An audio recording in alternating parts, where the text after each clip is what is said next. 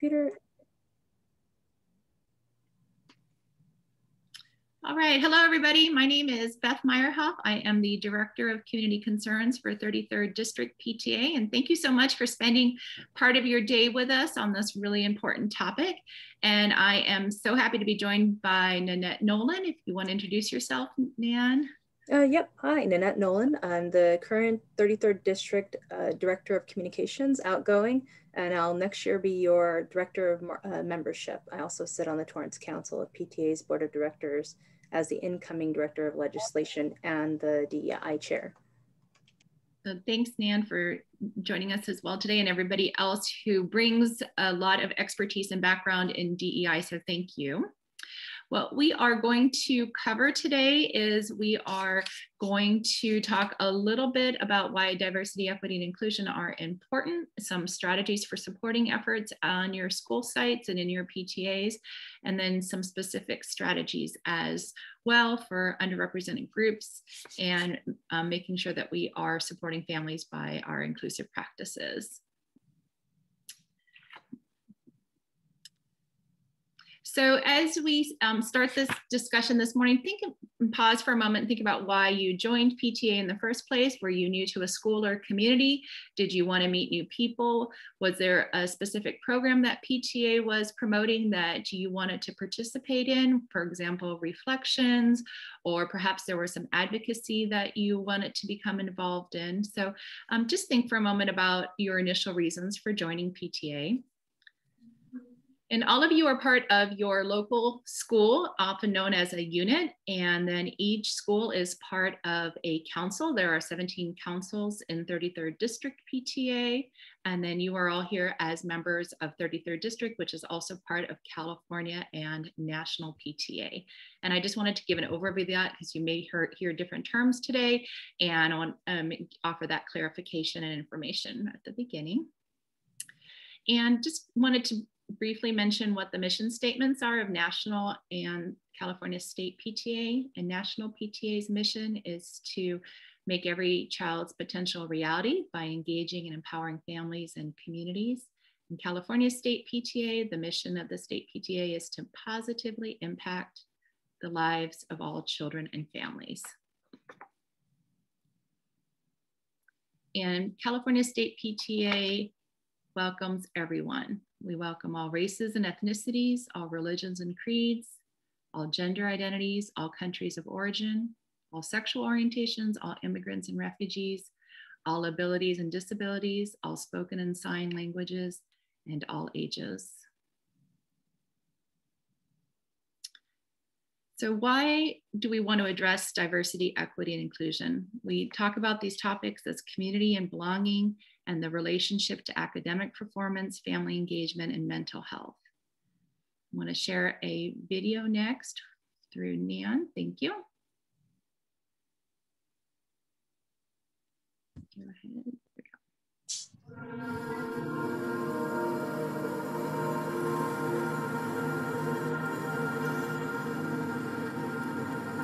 There are people out there that would consider me, quote unquote, I hate this word, but a terrorist. As an Indigenous person, you were known as somebody who potentially could be a drunk, have substance abuse issues. Being Indian, they may have expected me to know a lot about computers. It's sometimes a really unique experience navigating the world as a person with a disability who looks to be completely able-bodied. He made a comment about, well, don't worry about this that's going on because you won't be here too much longer. You'll be off having your next baby soon. Most women are, told they need to behave a certain way. People really think that my generation is lazy. Just another blonde waitress. Hey, do you rap? The only Black girl. I didn't belong. I guess kind of growing up, people made these assumptions about what I was supposed to be, but it was really eye-opening for me to realize that I had been making those same assumptions myself. We all like to think that we're inclusive, but sometimes we don't actually step back and think, wait a second, did I hear everybody in the room? I mean, don't judge is the message, but it's also hard not to. I always thought that every gay man was flamboyant and rude. The older generation is set in their ways.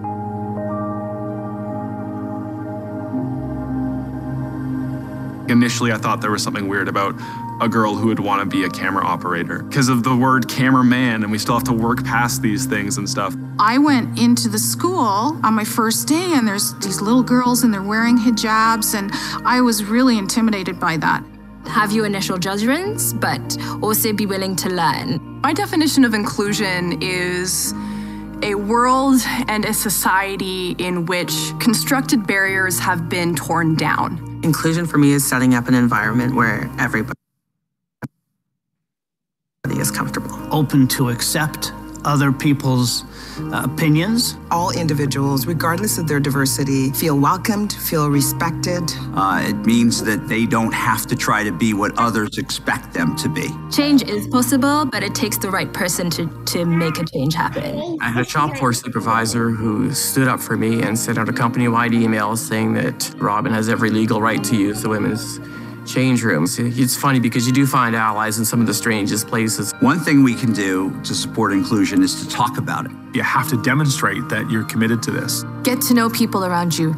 Do something different. Learn something different. Learn about a culture. Different races, different religions, different belief systems, and see what there's good in all those things. Be an active listener. That's one of the things I practice with other immigrants as well. Open up your mind and take your time and get to know someone. Instead of putting them in this box, is showing that interest. It's gonna surprise you. Ask me a stupid question.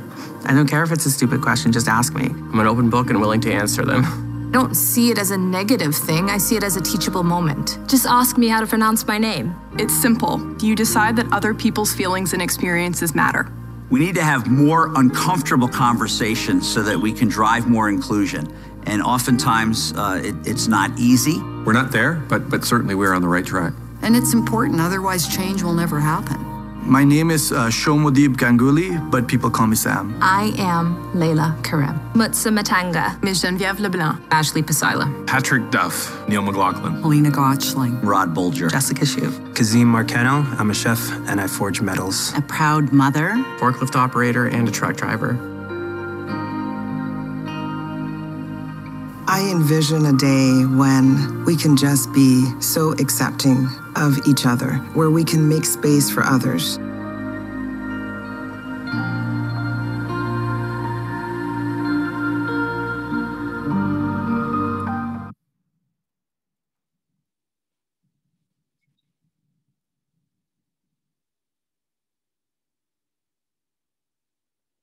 All right, thank you, Nan, for playing that. And would like to invite you to use the chat function at this point to type in and share what being inclusive means to you. And we can share some of those responses. As far as some definitions, we do, I do have a shared definition here about diversity, which is the many differences, including mental, emotional, psychological, and physical disabilities, including learning styles, geographic residence, language use, cultural heritage, education level, and more. I also want to talk about the difference between equity and equality. So equity is sharing and distributing resources based on the needs of recipients, whereas equality has more with giving everyone the same resources. And then we saw that clip about inclusion. Inclusion is reaching out to people, intentional relationship building, inviting diverse perspectives, and trying to meet people's needs and perspectives. And then, Nan, do you want to share what some of the comments are in the chat about inclusion? Mm-hmm. And then just before we move on, there is a black box or a larger black box on the screen right now. Oh, sorry. Yeah, that's sometimes a challenge when, here, I'll tuck it away over here. It's just in order for me to host and share, it gets a little wonk. So apologies, everybody. It's still on there though. Yeah, I know. I had to kind of put it aside. Thankfully, there's nothing in that corner. So apologize again. I don't know that there's anything I can do about it unless I don't answer chats. Well, what I could do is I could do the share screen if you want on the PowerPoint. Would that? Yeah, if you would like to, let me know when you've got it queued up. In the meanwhile, I can share some of the, let me know when you're ready and I'll share some of the comments that came in. Go ahead and do that and I'll pull up the PowerPoint. That would be perfect.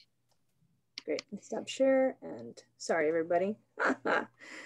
As you can tell, we're not super professional at this, but we try really, really hard and I still think we've got gumption. All right, so somebody, let's see. So Beth, you are host now. You should be able to share when you feel good and ready. So Sunny said inclusion means listening and trying to address the needs of everyone. Deborah, oh no, thank you, Deborah, for the comment on the black box. Mary had said including everyone and disregarding any preconceived notions about what you think people will be like before giving them a chance. Ryan said very thoughtfully, inclusive to me means being open-minded and wanting to understand others by hearing about them over your perceived views of who or what they are.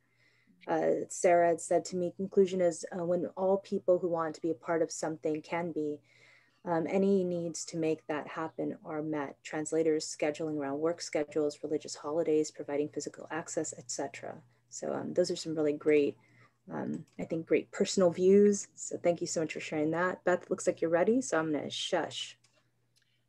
Thank you. And those were great, great comments, and go right into this slide, which is maybe relooking at some of our preconceived ideas and beliefs and looking at changing those. So we want to offer some suggestions and tips for how to make your PTA inclusive. There are 4 parts to this suggestion: looking at assessments, using survey tools, using that data to compare where you currently are in your DEI journey, and then to consider who is missing and how to include those families. PTA training. I had so much stuff today. I'm like, oh my gosh, I forgot. I have this, I have that. Let me see if we can. Hi, Deborah. I'm not a host anymore, but if you're able, no, it's okay. My phone and my laptop. That's okay. Beth, you might have to mute her. Look for Deborah. Sorry. Got it. No, got it. All right, sorry. No, that's okay. So the first thing, the National PTA. Oh no, this is yours, Beth. Sorry. That's okay. So I sent this out yesterday if you registered early, and encourage you to take a look at it. There's a lot of wonderful content in there, and National PTA offers 4 areas that you can look at in your PTA's growth and journey, looking at your membership, looking at your programs, looking at who's serving in your leadership roles, and then what kind of advocacy your PTA is engaging in. And then National PTA also helps develop a survey based on those 4 areas, and we can provide that to you too if that's something that you're interested in. But basically asking your board or your members or both to self-reflect and self-evaluate where you are and what areas you could improve on. Let's see. Okay, and Nan, you want to talk about surveys? Yeah, so I think you don't know until you know. And so data is really, really incredibly important. We at 33rd District had put together, our DEI committee put together a diversity kind of profile. It was totally optional, completely anonymous, and it allowed us to kind of capture our leadership. But what does the skin look like? Oh, sorry. I think we've got, if you could just make sure you're all on mute. Sorry, thank you. So anyhow, we'll post this link in the chat, but this was just one example of a survey we put together, and it kind of just touched on, you know, what's your role at PTA? We were surveying a 33rd, so people could serve at different levels of PTA, about age, about socioeconomic status, about, you know, what your role or your, I guess, your role relation to the student you're representing. You know, you could be a grandparent, a foster parent. So we were just trying to kind of capture us as a leadership group. That's just one way of looking at it. And then you can also look at your school's demographics or your school's, another way to look for data, sorry, is to consider what are people's views of your organization or your school from a DEI lens. So, you know, one thing could be looking for that, again, the demographic data that kind of tells us who we are at, like in a snapshot from a demographics view. Another view might just be simply asking for opinions, needs assessment, that kind of thing. And here we have three different kind of surveys that were administered by Palos Verdes, one of the high schools, to their different stakeholder groups. So obviously the things you would ask a teacher would be very different than a parent and guardian versus maybe a student. And keep in mind, this really depends on what you as a committee, a board, an organization are kind of trying to measure for. Sometimes it's you're getting your feet wet, and maybe you're just trying to understand who's at the table and who's not. Maybe you're trying to uncover opinions and views. And so some surveys like this might really help you kind of get at those. You might even do like a combo, maybe just a few demographic questions coupled with, you know, people's views of your PTA, your school, your organization. And then there's also a whole wealth of data that resides at your school district and at your school. So maybe even having a conversation, you know, with your board and your principal, who's your advisor, or vice principal, whoever sits on your board as your advisor, you can ask them, like, what kind of demographic data do we have? You know, you may be surprised that maybe they've collected a lot of data. Maybe they only have something like English as a second language, and maybe ethnic makeup, and maybe socioeconomic. And that might be enough just to kind of get you thinking about stuff, but they may be able to tell you about how many students have special needs, or what those special needs might be. And then once you've got that data together, once you've gathered all of this, you can really start to think about and do the next part, which I think maybe we address on the next slide, which is really kind of making that assessment and then thinking who's missing from the picture. In PTA, it's no surprise to any of us here that it's a very female-dominated organization from top to bottom. So we know that we're missing other genders, especially, you know, males. And so thinking about, you know, English as a second language, you know, that you have some real value in having people who come from different places come into your organization. And so, you know, as you're kind of looking at who's missing, you're missing really beautiful opportunities to have new views on your PTA and the things that you guys are doing for your children. So, you know, then you can start asking yourself the questions like, you know, what programs have we put on, and are they representative? Are they accessible? And what could you do that would be different and impactful to make sure that every single family felt like they could come to that event, participate in that fundraiser, be a part of your organization? And I think it's back to you, Beth. Yeah, so here are some sample action items and goals. If you are interested in increasing your membership, consider using personal invitations, either a phone call or reaching out to people while you see them. And when we go back to in person, if you see them outside of the building when you're about to have your meeting, certainly talking about the different benefits of PTA and PTSA, including what programs and goals the PTA is working on and how members can gain benefit from those programs. As you think about participation at meetings, consider whether or not the meetings accommodate the majority of your families in your schools. Do you need to have a different meeting time? Do you need to consider translating and sharing documents ahead of time? Think about ways that you can increase your participation. And finally, as you're having these conversations, make sure that your programs and activities are those that are of interest to your families. Are they interested in your speakers, the programs that you're putting on? And do you need to do some activities to help build community?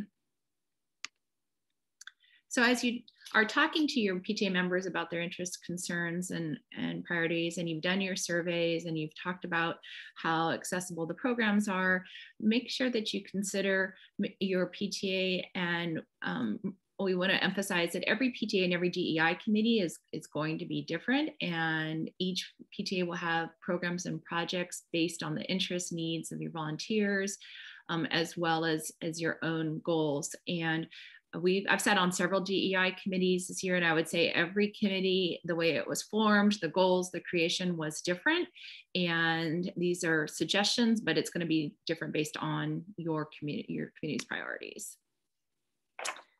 And please figure out ways that you can include people. If they aren't at your meetings, where are they? Are they meeting at different locations? Are you trying to reach students that are homeless, perhaps find ways that you can connect with them and where they are. If you want to invite the student perspective, then please find ways for them to join committees, have the committee meetings at times when they can participate. We had 3 students participate on our high school DEI committee. We had our meetings in the afternoons, which was outside of the school hours, and they so appreciated having their voices heard and being part of the committee meeting. And it had to be during a time when they could attend. Same with teachers, find ways that you can ask for their needs and opinions, and of course, reach out to them to include their perspective. And probably I think the most key and important thing is to be genuine, that you do want to hear from people, you do want their participation, and you will make it work for them to be able to participate. There are some excellent suggestions. We already referenced the National PTA Guide. There are also suggestions on the website about how to do this work. This has been a key priority for National PTA for many years, and there's some guidelines and handbooks there. Specifically, the National PTA recommends setting goals and milestones and being realistic about what you can accomplish in the year that you have your committee or your 2 years. Some suggestions to establish and draft a mission statement, as well as making sure that you're trying new ideas. And then finding if there are other diversity groups already on campus. I know at our high school level, we have Korean, Japanese, and Chinese parent groups. So we invite representatives of each of those groups to attend our DEI meetings, as well as our PTA meetings, so that we have those different perspectives. And then be sure to celebrate the successes that you have. Yeah, and so the DEI committee is really, it shouldn't be a standalone. You think about it, it's so important. It's almost like a mindset, right? It's a climate and culture kind of thing. Either we all believe that everybody should have a fair, equal opportunity and access to all the things that we do and provide, or we don't. So I think like it's a common mistake in all of our PTAs often, like any one of our chair positions is like a one man, one person job.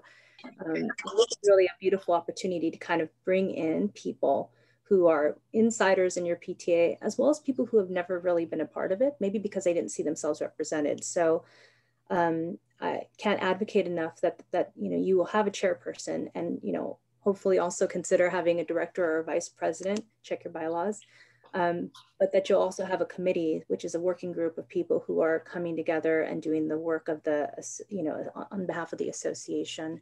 The quick note about the director or VP, 33rd District, we did just that. We got the committee together and added that to I believe the standing rules. And that's goes through a whole parliamentary process. I'm not going to go into it here. But we also have been actively in the middle of putting together new descriptions and other kinds of materials for the new role we just adopted to our bylaws, like the actual bylaws, which is the director of diversity, equity, and inclusion. So you guys may start in one place, like we have at Torrance Council, where we are starting with the chair and a committee, and trying to find where logically that fits, and whether or not you have somebody who's kind of overseeing the entire enchilada. The responsibilities and the goals of the committee must be clearly defined. So it's really important to start off with goals. And I would also say enlist the help of your board and use that data that you found to kind of help define what those goals are, because you're going to have you can have tons and tons of goals, but really you want to kind of narrow it down and think about what's achievable so you don't become overwhelmed. And that'll help kind of give you your path to success. Committee members should also know that funds have been allocated, which funds have been allocated for them. So this committee runs like any other committee. Basically you guys don't make decisions on your own. You make recommendations. So you discuss among yourselves, you come up with some really great plans and ideas. And each and every time you take it back to the board of directors, your executive board, and present your plan, with what you found.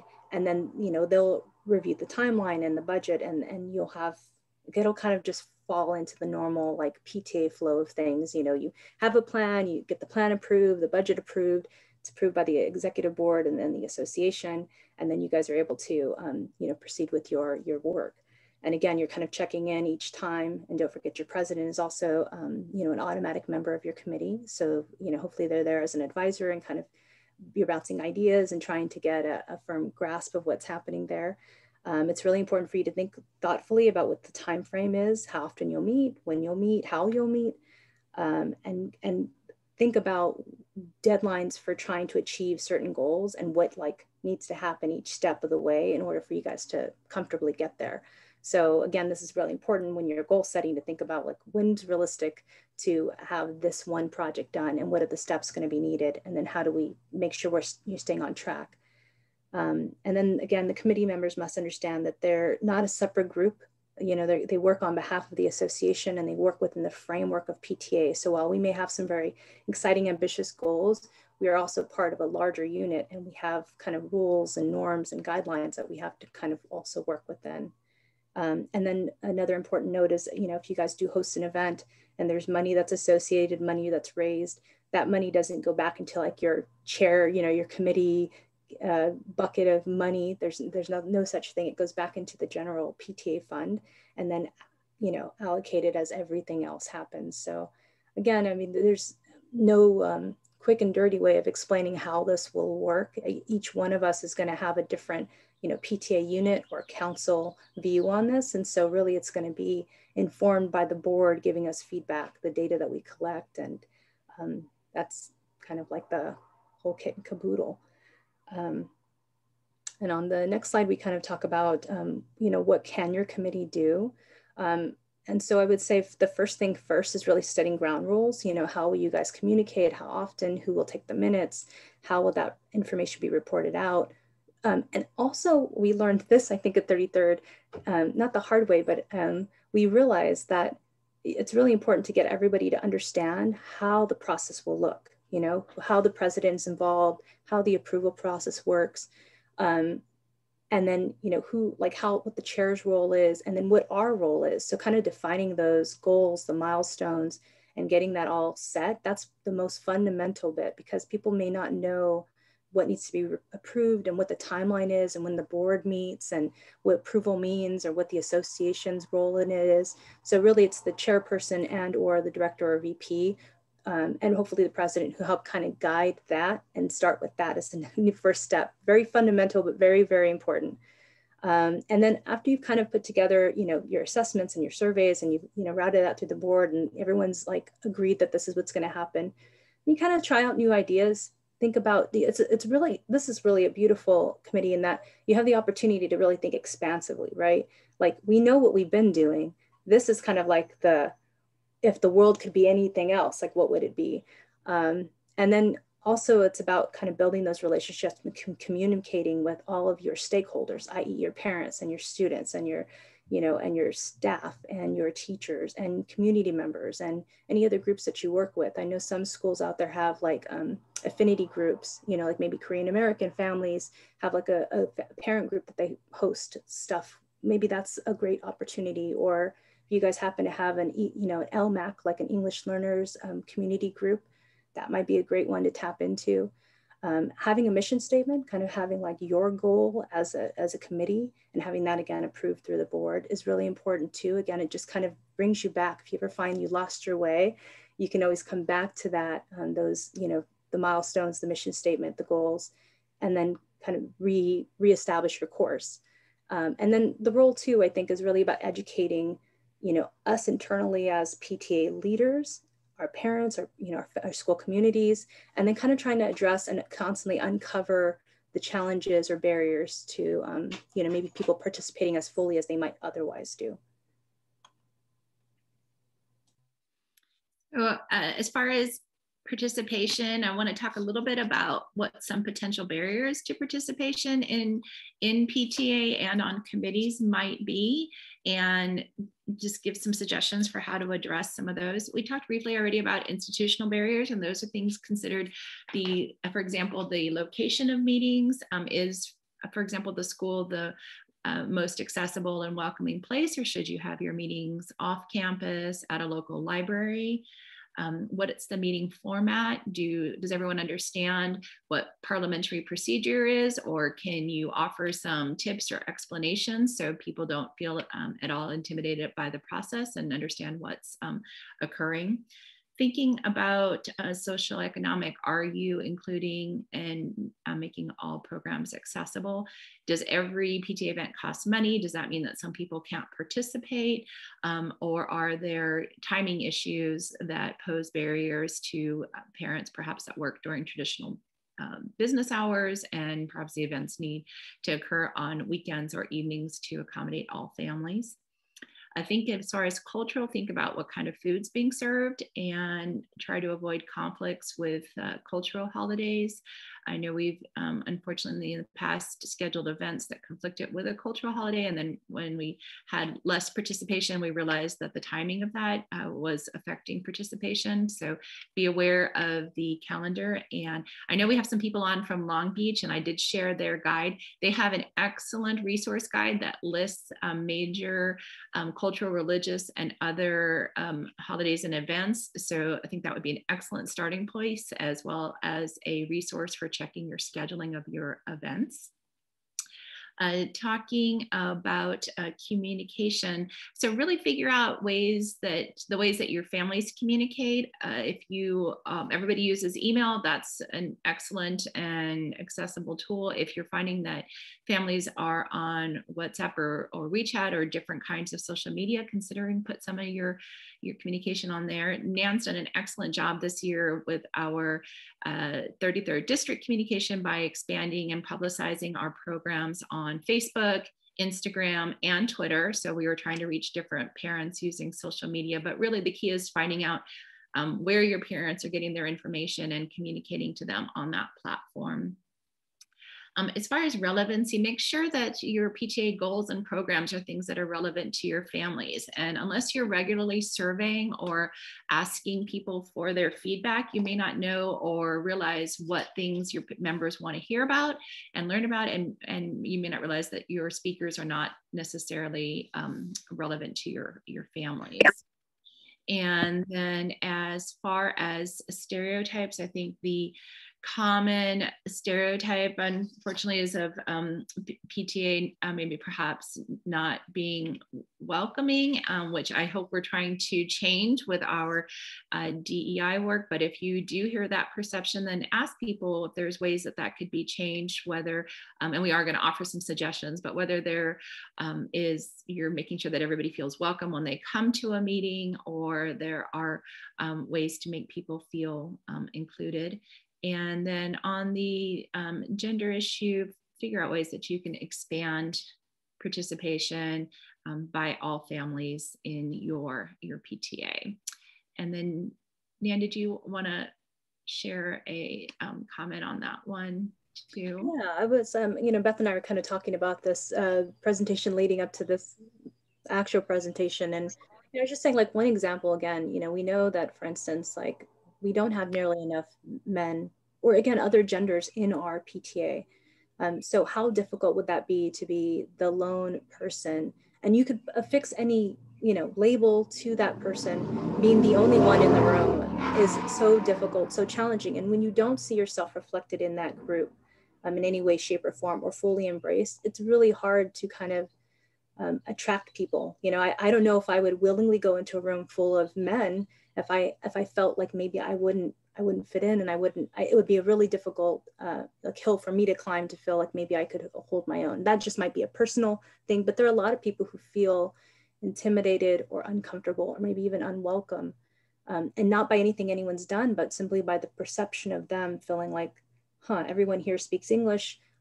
Spanish is my primary language, not mine, you know, unfortunately, but you know, maybe my English isn't going to be good enough to hang out and communicate with these people comfortably. So it's really about us as PTA leaders being very thoughtful and intentional about making sure that we are bringing people in, we are welcoming, we are embracing them, and making places for them, and being thoughtful about our own actions and how we're going to be perceived, even if that's not the intention. And I want to offer one follow-up comment on language. We have numerous different languages spoken in our schools, and we were aware that a lot of our signage on our campus was only in English, and that became a concern both for welcoming families as well as from a safety perspective if people had to evacuate the campus. So we changed all the signs on our campus to be in different languages, English and then the translation, so people knew what building they were in if they had to call for an emergency, and then they also knew how to evacuate the campus. And it was just another way of making sure that we were welcoming our families and recognizing their different language needs. So I think probably the most important way to welcome people to PTA is the personal invitation, asking people to come join you. And then as we touched on languages, making sure that if people do need interpretation, you provide that. If you are able to translate documents, our PTA, high school PTA made a big effort this year to translate our agendas in the 3 other languages that are primarily represented on our campus, which is Chinese, Japanese, and Korean. And we were grateful to partner with the language departments at our high school, as well as student volunteers who helped us with this. And then we also started to offer closed captioning for our meetings. And then making sure that the flyers reflect the members of your community. And we talked briefly on social media, and I wanted to give Nana a chance to talk about our 33rd district social media efforts this year as well.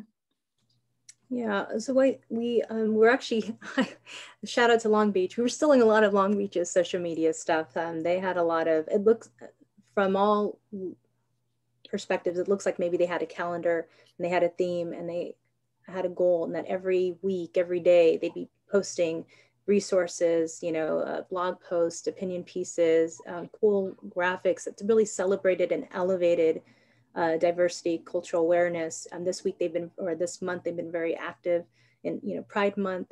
And so I think it's really just amplifying and celebrating and keeping a really positive message, because I think we often don't think about all of the amazing contributions of people in our communities, our society, our history books who haven't maybe been elevated. And there's so many brilliant stories. And so I think social media is really a place where you can have personality and have like the opportunity to kind of celebrate and love on one another. And I think show and teach people, because we know that people, not everyone's reading emails, to Beth's point, not everyone's looking at flyers.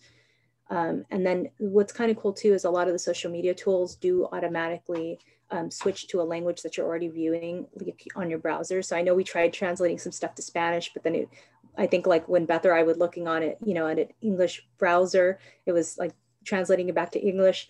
So I was like, okay, I've got to give that up. But in checking with other people, it does tend to translate it to the language in which they're viewing, like on their browser. It's like a setting. So I think that that is definitely one thing. And I wouldn't do it alone. Please also know too, that every single piece of communication does have to be approved through your president. So maybe even just having like a shared Canva account or a Hootsuite or something like that, where you can schedule things or put them in draft mode and then allow them to see them, kind of expedites the process and makes it smooth. And again, it kind of enlists people's help. So maybe if you have other people who would like to help draft the communications or the images, or someone who really likes that stuff, you know, you could, this is kind of another opportunity to bring people in who might otherwise have been disengaged. And again, kind of getting that collaboration.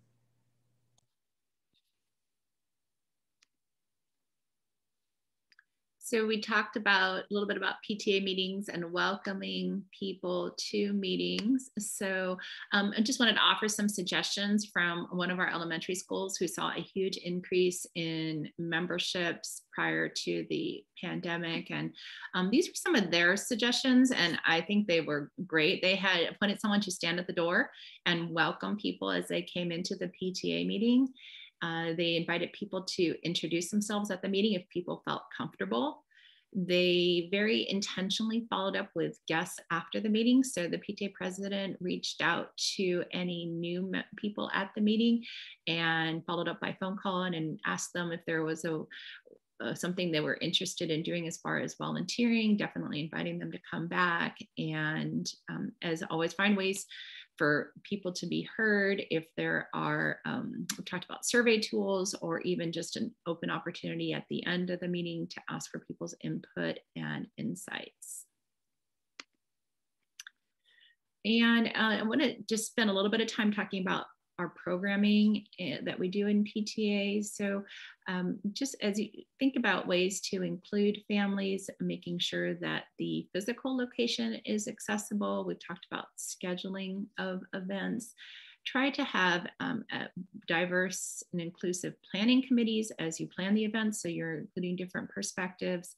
And then some suggestions specifically on programming are looking at celebrations of cultural holidays and the DEI calendar that we've referenced as far as in your social media or perhaps on your emails. And I know we've got a lot of people that are on their DEI committees. If you want to share some other specific suggestions now in the chat for the kind of DEI programs that you've put on at your school site or in your community that have welcomed families, we'd love to hear those suggestions, and we can share those at the end with everybody here. Yes, I'm just gonna answer this question real quick because I've seen it a couple times. Yes, the PowerPoint will be available. Beth, I think you had did you send that out before the event as well? I didn't send out the PowerPoint yet, but we will afterwards, as well as the recording. And I'll answer one of the questions there that was also in the chat about whether it's translated. I would like to do that probably in the next week or so, have this translated into Spanish, and we can offer this in Spanish. And if I am able to tap into some of the other interpreters and translators that we have access to, we hopefully can do it in other languages, because I think that is very important for our families. Yeah, I think I will say this, and for anyone who's ever tried to do translated anything, the challenge being is finding people who can translate consistently. Because think about how much stuff you generate as a PTA board in probably English dominantly. A good resource might be to ask your school or school district, you know, whether or not they have translators available, you know, what that looks like, the cost, and, you know, how they go about their translation services. So that might be kind of an untapped resource as you're trying to like get this going. So, you know, PTA starts with membership, right? Getting parents and guardians, staff, you know, school community to be interested and involved. But it's also, the hope is that it leads to a diverse PTA leadership. And so again, this is, I want to be clear, it's not about shaming and blaming. If you think about the makeup of your current board and you're like, we're, you know, it's looking kind of like we fit in only a couple of categories, please don't be alarmed and don't freak out and don't think that anyone's judging you. You know, a lot of times our messaging approaches people, you know, maybe we get 80% of the folks who are involved by our kind of messaging, right? But then there are people who are outside of that who for our messaging isn't working. And again, it's about perception. So, you know, a lot of times on our board, especially like at elementary, where maybe you have like 2 or 3 kids going through the system, you may be there a while, or at council, maybe where you're kind of at the tail end and you've got kids kind of routing through school and you're still at council, i.e., you know, trying to increase your leadership. Recycling works great for the environment. It is poop for PTA. You want new ideas, you want new views, you want new visions. And I know sometimes we're like, no one's signing up. Totally get it. We've all been there. We want more, we want to recruit more people, and it just doesn't quite happen. So I would say that have these discussions at your board, in your committees, you know, with PTA members about how important it is to continue to build your bench, broaden your recruitment efforts, and bring in new people. And then you may say like, well, what do you do? I mean, if let's say you've got 1 more kid and you still got 3 more years of that school and you still want to be involved, like, are we kicking people out of PTA? The answer is absolutely not. Those people who have been on the board, you know, 8 years or something like that, they have a wealth of knowledge. They have, you know, school history or, you know, council history. They have a wealth of experience. And so we don't want to lose that. And we definitely don't want people to feel pushed aside. The suggestion we have is that, you know, instead you move them into like chairman of something, or maybe they become mentors or consultants, and then you use them to help you build good leaders, because good leaders they focus on developing new leaders. It's not about just you and your proficiency or skill set. It's about instilling the love of PTA and, you know, volunteerism and community in others and growing them as leaders. And that's really kind of I think the pinnacle of, you know, good leadership. It's really there. And it's also about just supporting your families. When you have new leaders, especially ones that are coming from diverse views, I mean, think about the difference on your board if you have a single parent, a person who knows what it's like to raise children single-handedly, or, you know, a foster parent. All of a sudden, you've got a different slant on the same issue you've been looking at. And then that better serves other people who, and families and people in the school community who fall within these other groups that maybe you hadn't realized that were being underserved or not served as fully as you would have liked. Another opportunity maybe to think about how to increase and build in, like, kind of like recruit while also listening, you know, in addition to needs assessment, is listening sessions. And I think when people start cluing into the fact that you're looking for them, asking for them, wanting their opinions, they kind of changes their view on your PTA. And they're like, you know, maybe it's not the same clique of PTA moms I always thought. Maybe it's not just about bake sales. And then they start thinking that there's something more there for them. So that's kind of another thing. And then adopting and being very intentional and transparent about your inclusion policies and practices. And I think that those things all together kind of lead to like a kind of a full recruitment sort of like lens, you know, an effort that you can kind of, I think, really grow and it becomes organic and everybody starts feeling more emboldened to act on these things.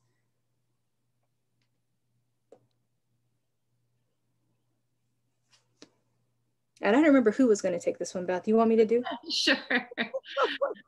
So in my day job, I'm actually a director of communications, although I don't know if I've been doing such a great job communicating today. But the one thing is you have to know your audience, right? So, you know, Beth had asked a question at the very beginning of the session, which was what drew you to PTA or to be involved? Maybe you were just a parent and a teacher asked you to be a room parent and you said yes.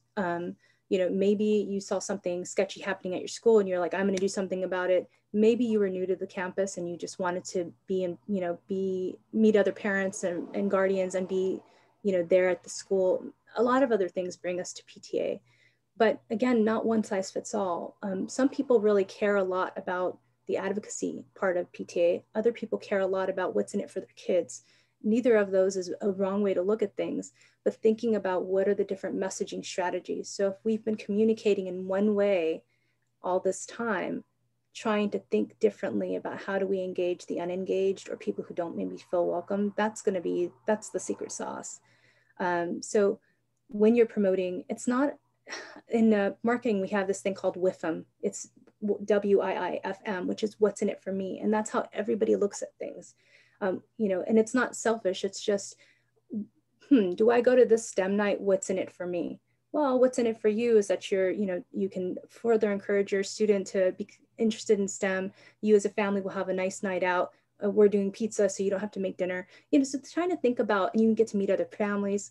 I mean, those benefits have to be first and foremost. And so when you're promoting and creating messaging, think about what are the levers that would force someone to get out of their normal day-to-day routine? Why should they miss the baseball game that's on TV and, you know, instead record it? Why should they, you know, have to skip a yoga class? Any number of things. And then really trying to think of like, how do you best serve your families? And again, it's going to be constantly, at first it'll be kind of weird, right? To ask these questions, like, how does this messaging hit? How does this messaging hit?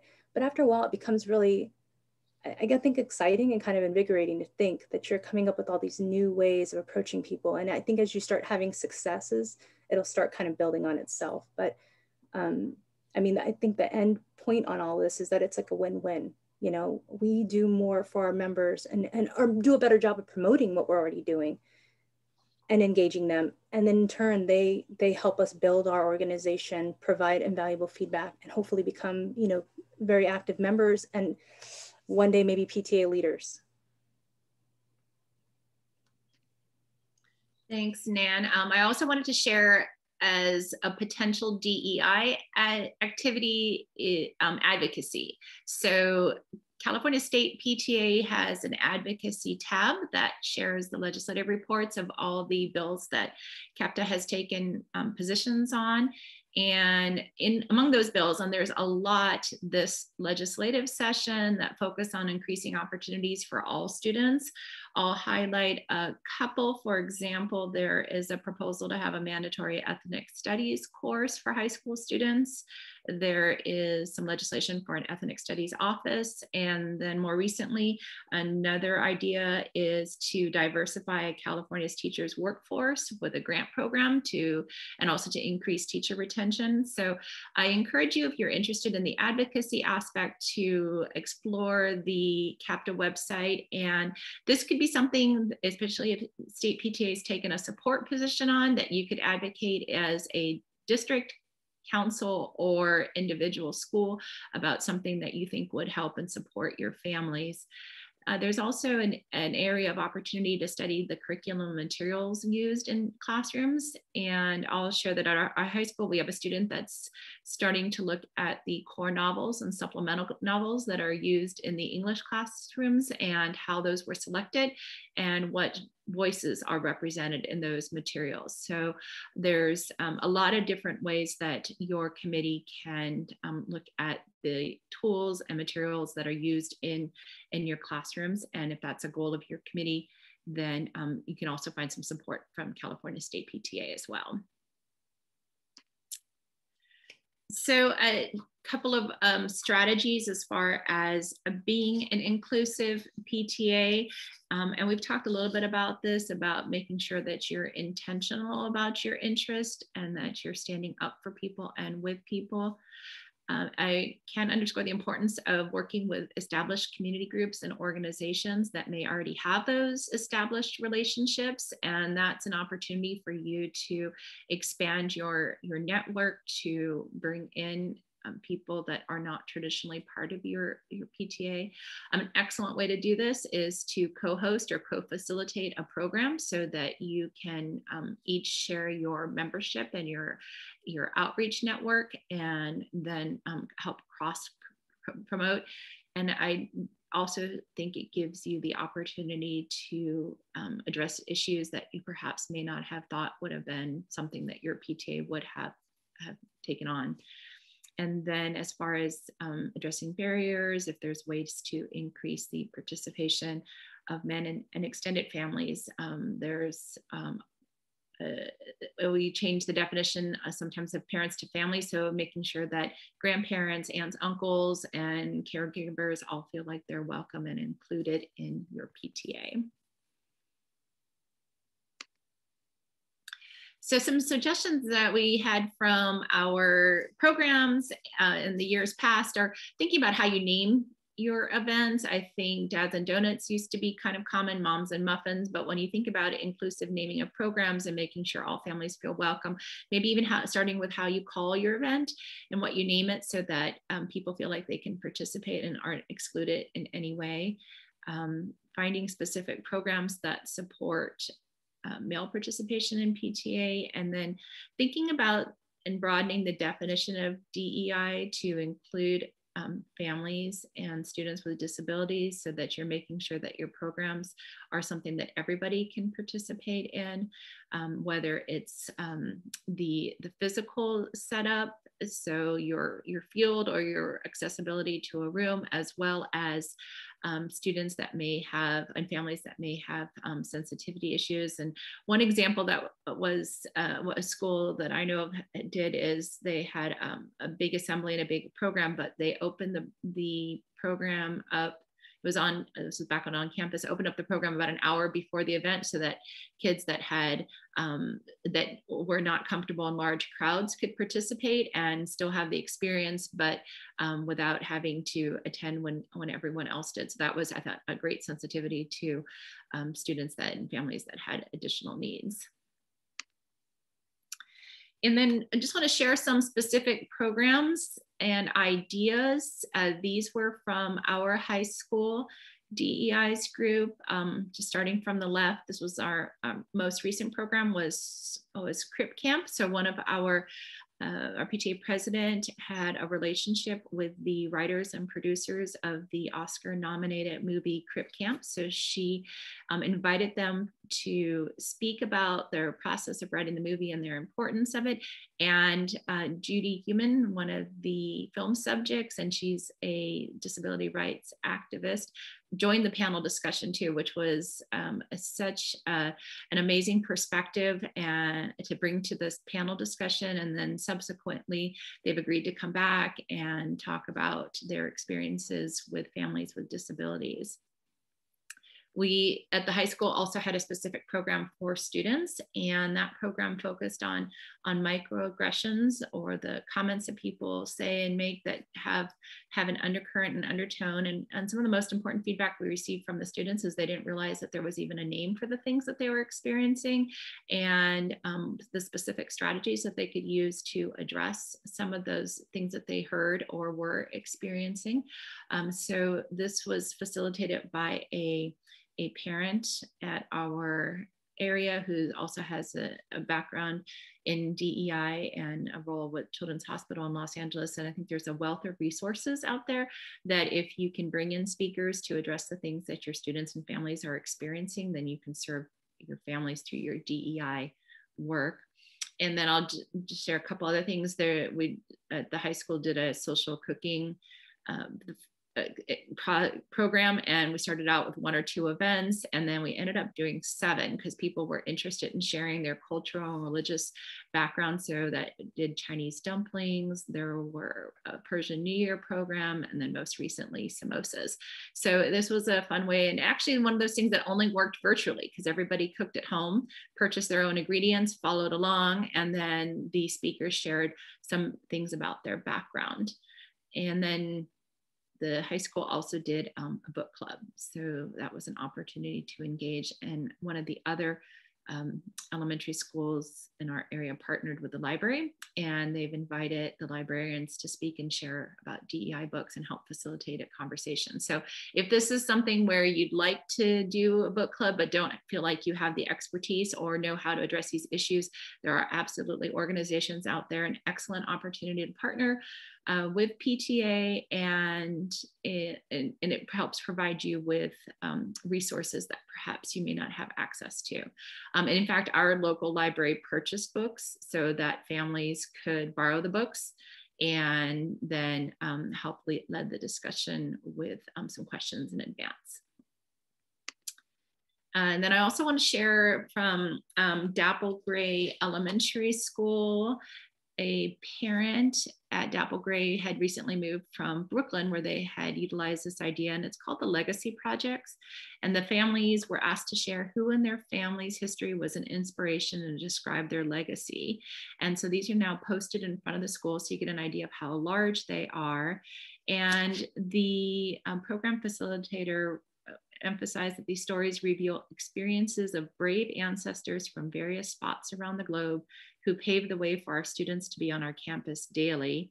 And their hope was that the series will encourage open dialogue, challenge preconceptions, and provide an experiential exploration of the culturally varied population of their school. So these then will be shared at the library so people get a sense for the community and legacies of our school families. And this PTA also had a monthly flyer or posting on their social media account, and it offered reading suggestions each month. It was something they could watch, a film, podcasts, the things they were listening to, and then programs that were available and accessible in the community. So these are just some ideas if you're trying to think what you'd like to do with your DEI committee, or how you can start to share the opportunities that are available out there for your families to participate in. And Nan was a key person in our speaker series, so I'll turn this over to her to talk about what we did at the 33rd District PTA level. Oh, I wouldn't say key. I made some of the artwork. I served on the committee. Our director of communications and the committee that put these together basically went out into our communities and looked for experts kind of on a range of topics. We were really fortunate to have Dr. Early come and speak. He comes from LMU. He was just brilliant. He was talking about, you know, kind of what cultural competence means and kind of like what that means for PTAs and in our school communities. So we did have it recorded. It is still recorded, I should say.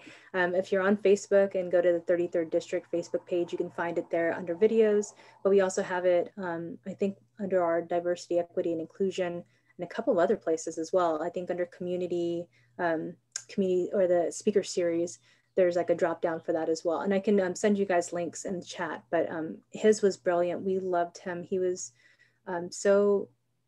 just so good. It was so good. I would love to have one of these like every month. I think he gave a lot of really concrete, thoughtful ideas. And then one of the biggest things too is as we're doing this work, it really does come down to personal connection. And he had this one amazing line, I'm going to botch it, but basically on your way to go get a book about diversity, equity, or inclusion, don't miss the person who you passed up on your way to the store, you know, meaning that there's opportunities all around us to have really meaningful relationships and discussions. And so if you haven't seen that, or maybe saw it but would like to see it again or send it to someone who hadn't seen it, please do. It's still available.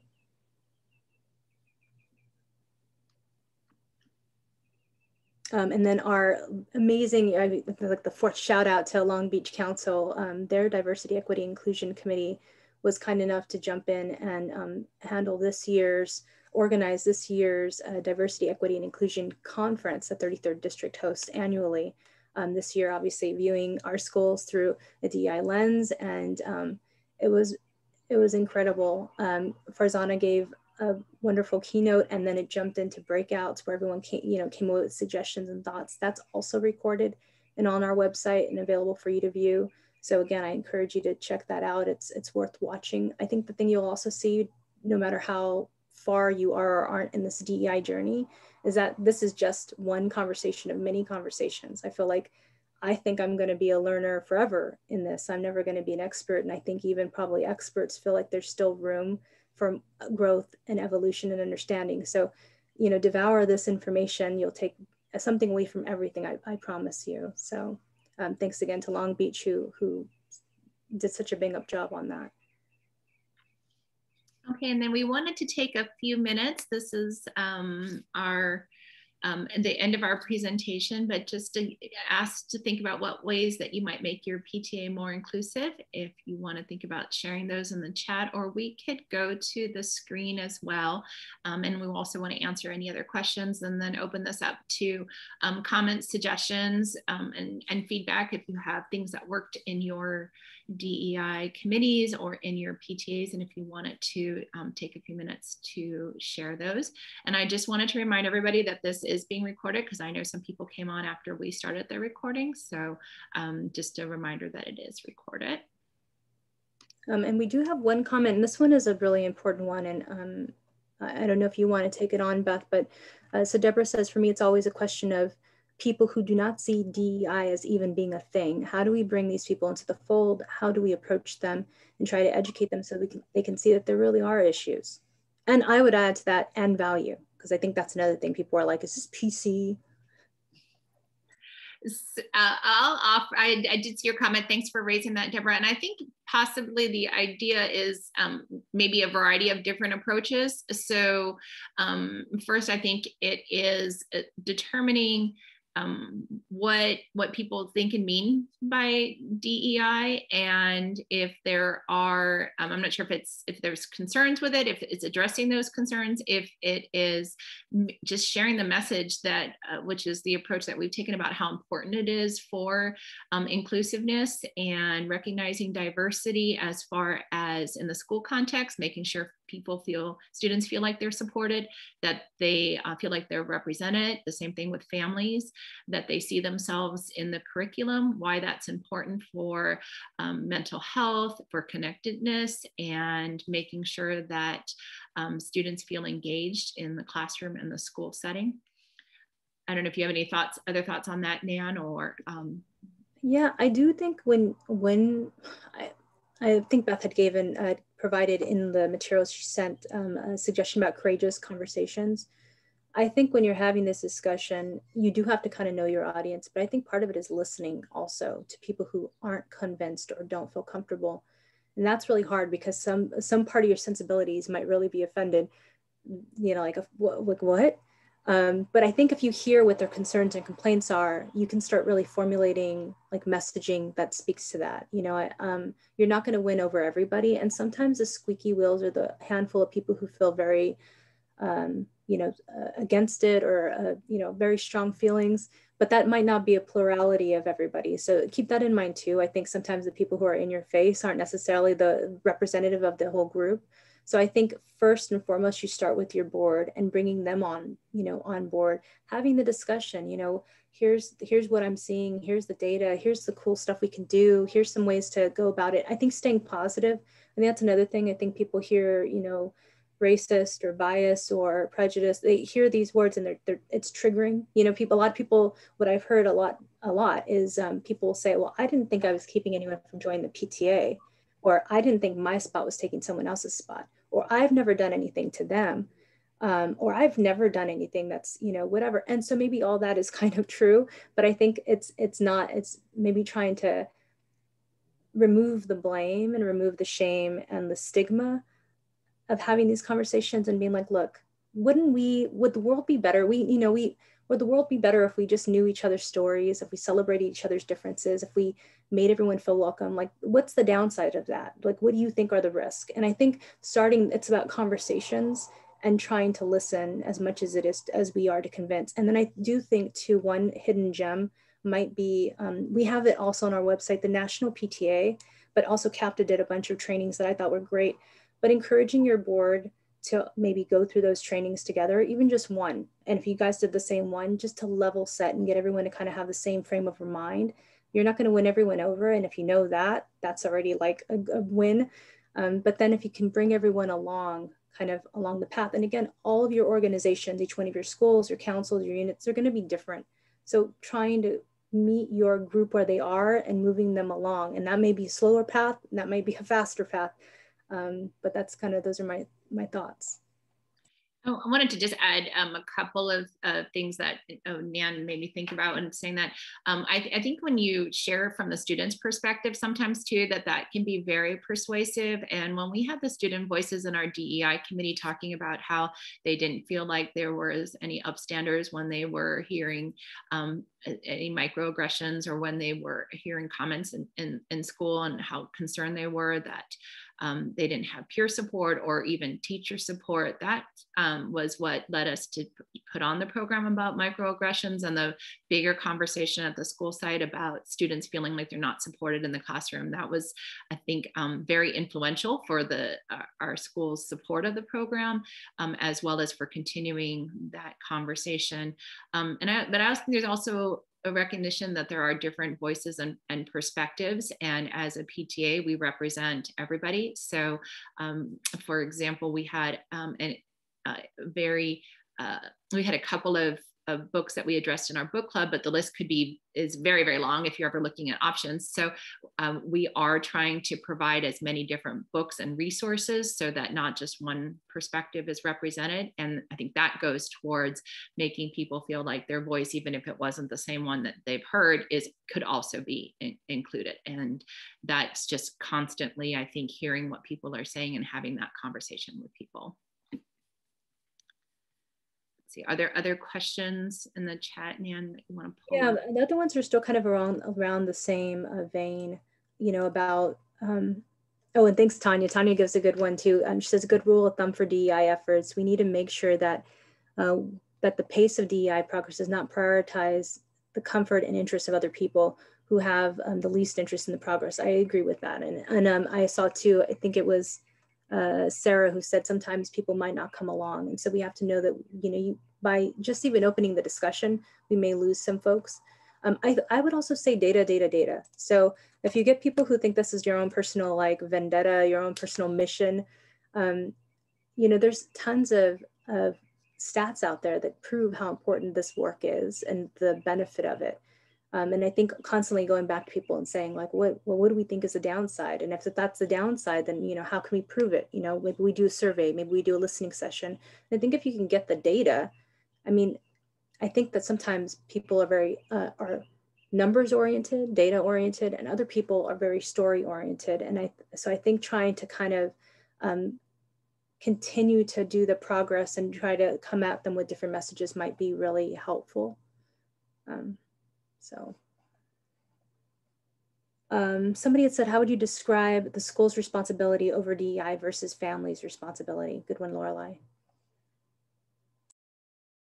And that's a question that's come up in our community a bit too. And I think looking at it from, and this is where the whole ethnic studies course, I believe also is generating a lot of interest in what's going to be taught and how it's going to be taught, and does that correspond with a family's values. And so the perspective that we've taken in our committee is providing access to information and teaching students and family members to review the information and making an informed decision. And that may not always be what families want to hear as far as goals, but that's how the progress has been made in trying to share what the goals are of the ethnic studies course and trying to provide resources and tools to our families. And Lorelei had a question / sort of suggestion I like. Could we try creating a buddy system, pairing older and younger students to learn about each other? Also doing the same for parents. A PTA board member could be responsible for more personal outreach to like 3 to 5 families. So I think those are all excellent suggestions. And be sure too that, I mean, some of the things we try in PTA that none of us should be surprised are flops, you know, or it takes a while for them to gain traction. So I think planning and then analyzing and measuring are going to be like the things that help you continue to succeed. If you get people who are doubters of a program or an idea, then you say, well, let's try it and see. And you find that people were, you know, you measure it afterward, just like, you know, on a 5-star scale or something, and people loved it and have great comments. Well, then there you go. There's your proof. I love that you mentioned that, Nan, because I'm a huge believer in surveys and after action events and just getting perspectives from people. And we'll send one out after this event too. Did the content program description match what you expected? Is this what you wanted to learn? And always, are there ways that you can improve, reach more people, change your perspective? What would make your program stronger? And I think it's so important that we're constantly self-evaluating and figuring out our reach on our programs. And there was a comment too about Farzana's speech. I know we have a couple of Long Beach people on, so you know, I'm sorry again that maybe if it offended anybody. Again, I want to value everyone's opinions because these conversations are difficult, and I think that they hit on ears differently. So having conversation and open dialogue kind of helps, I think, understand where we're coming from. So I don't think of it as negative if you were offended. I feel bad about that, but I think it's important to have that, open up that discussion. So I don't know if somebody wanted to reach out to maybe Rosie separately and kind of just better understand like what, you know, maybe what the concern was. But I appreciate you sharing that, Rosie. And I think too, again, these are difficult conversations. Like I feel like I have them freely with people like I'm comfortable with. And I've also had the, you know, the benefit maybe of having uncomfortable conversations with people who don't feel similar. So it gets easier though, I think, to have the conversations, I will say that. And maybe we should have started out at the beginning saying that these are and can be challenging conversations. And I so appreciate all of you for your interest in wanting to have these conversations, because they can be difficult, the work can be challenging, and yet it is so important for making sure that our families and students feel like they're represented in school and feel like their voices are being heard. So thank you again. If you didn't hear that, or we'll make sure we emphasize that too. And then Lorelei had one good question and another one. Do you have an example of good questions to ask for your after action report? The only thing I'll say on it is I think always think about what you're trying to measure for. If you're trying to understand, you know, improve the program and trying to get sentiment, you know, like whether or not they liked it or didn't like it and what they liked about it. So it's things like that. And but I'll pass it over to Beth because yeah, it sounds like she's done more work on that for sure. I know, completely agree. And I think it just, it again, depends what Nan said, it depends what you're trying to measure. Nobody likes to fill out long surveys. So if you can keep it to like 3 or 4 or 5 minutes at the most, and make sure that you are trying to get the most relevant information that you have. I see we have a question raised, and I know we're at 10:16. I think we can take one question because I know we're trying to respect the time frame, and some of you are going to other programs afterwards. So let me see if we can. You want to unmute yourself? I don't know if I'm seeing anything else. And again, this is just the start of a conversation. So just know that, you know, you probably weren't going to find out how to do it all right here. Because even us as a committee at 33rd have found that it's been an ever evolving, constant learning process. And I expect that, you know, it's going to be all about growth, and adjustment. All right. Did you want to ask your question? Yes, I assume you're talking to me. Yes, thank you. Yeah, a lot of squares. It's a little challenging. Sure. Hold on, I think I'm, just wanted to give some. I'm not hearing you, but I think it's me. I hit a button inadvertently. Can you hear me? I can hear you. Okay. Okay. Just a little bit of feedback. Thank you for this presentation. It's been really great, especially as we're getting into this discussion and feeling the depth of everything. In the beginning of your presentation, it caught my eye that a lot of the language was around inclusivity is welcoming and is inviting and is reaching out. And to me, that sets up an already like a power dynamic. And I know we're talking about a PTA structure engaging parents, but when you talk about inclusivity is when somebody is welcoming someone else, that already sets up like, oh, we are going to welcome more people. So just wanted to just kind of point that out, and maybe thinking about the language of the presentation. But otherwise, this has been like really great. We don't have a DEI. I'm in Long Beach at Los Cerritos. We don't have a DEI committee yet, and I'm already overcommitted, but I'm really looking forward to doing this next year. And as far as the surveys go, I'm also a professional survey writer. Make sure you leave room for a short answer, because there's no possible way anybody can ask all of the right questions. So at the very end, just like, what did we miss? Write something. So just a tip. Thank you so much. Well, thank you so much for the feedback on the PowerPoint as well, and the language. And that's absolutely, I'll consider that about when we're offering this again. And I appreciate the feedback. And also, I should have known that we'd have a professional survey person in this crowd. So excellent tip and suggestion.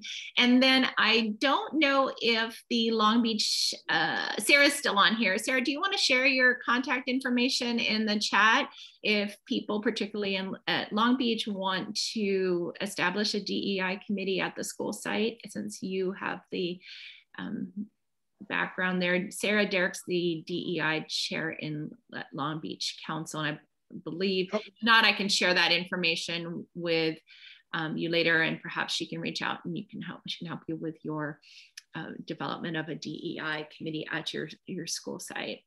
Hello, everyone. I just wanted to, my name is James Reed, and I wanted to kind of ask the person who just commented what you were saying, because I wanted to make sure I heard what you, or interpreted what you were saying clearly. Did you say that you may have an issue with how they're defining inclusion, or you felt that, what did you mean by what you said? If I may, how much time is left? We have like just a minute left. Okay. If you feel comfortable responding and sharing. Sure, as long as it's fine with you. Thanks, James. The issue that I had with that was it's not that inclusivity, I don't have an issue with any sort of inclusivity or inclusion or diversity, equity, equitability. It's more the language of being welcoming. For someone to welcome somebody else into a space means somebody has ownership over the space. I would welcome you into my home, but it's my home, right? So using the language of we're reaching out rather than prioritizing the listening part first, because the parents are already there. The parents have issues, the parents have opinions, and don't necessarily need to be reached out to. They already have all of their opinions and their ideas. They need to be listened to more so. And I'm speaking from this as not exactly a DEI professional, but somebody who's very invested in a lot of equity work. So that was just thinking about that kind of language. It's kind of a little, I won't call it a red flag, but a little pink flag for me when I go into a DEI space. Excuse me, I'm still talking.